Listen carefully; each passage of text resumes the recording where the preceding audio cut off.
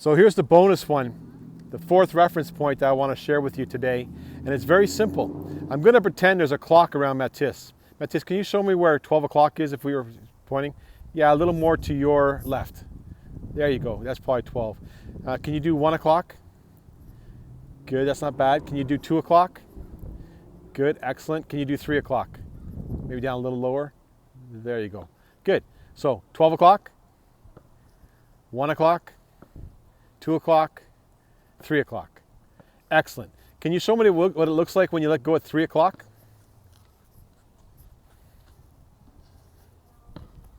Good. How about 1 o'clock? Good. And now 2 o'clock. Good. Now the nice thing is that he hit the actual target at the right spot when he released at 2 o'clock, and we'll have to review the film later, but that looked pretty good. So the idea for the fourth reference point is if you place a clock around yourself, that your ultimate release point is 2 o'clock on a first serve. Probably around 1:30 on a second serve, or I shouldn't say second, but a kick serve toss. Okay.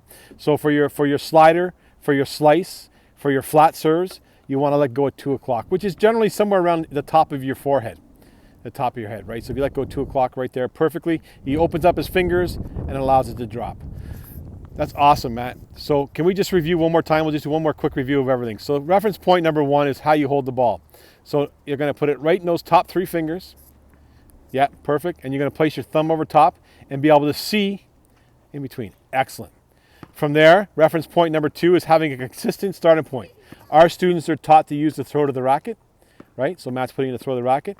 Number 3 is touching the inner thigh as you bring the ball back and separate the racket from the hand, or the ball from the racket, right? So that way you always have a consistent starting point for when you start bringing your arm back up and you bring the arm back up the leg. And then fourth, and the final reference point, which is a bonus, is letting the ball go right out of your hand at 2 o'clock, okay? And we'll give you a fifth, because many people don't actually understand where the ball should land, and I'm just walking towards Matt to give him a target. He'll grab it for me. And we want that, your first serve, so your slice, your slider, and your flat serves should land, yeah, he's just measuring it a bit, between 12 to 18 inches in front of your front foot, okay? That's ideally where if the ball was going to drop, it would land right there, so you can, that's your perfect ideal landing spot for your front foot, or excuse me, or for your first serve tosses, okay? So ultimately that's what you want to accomplish. And I shouldn't call it first serve because you could be using these on your second serve and vice versa, okay? But for your slider, your slice, and your flat serve should all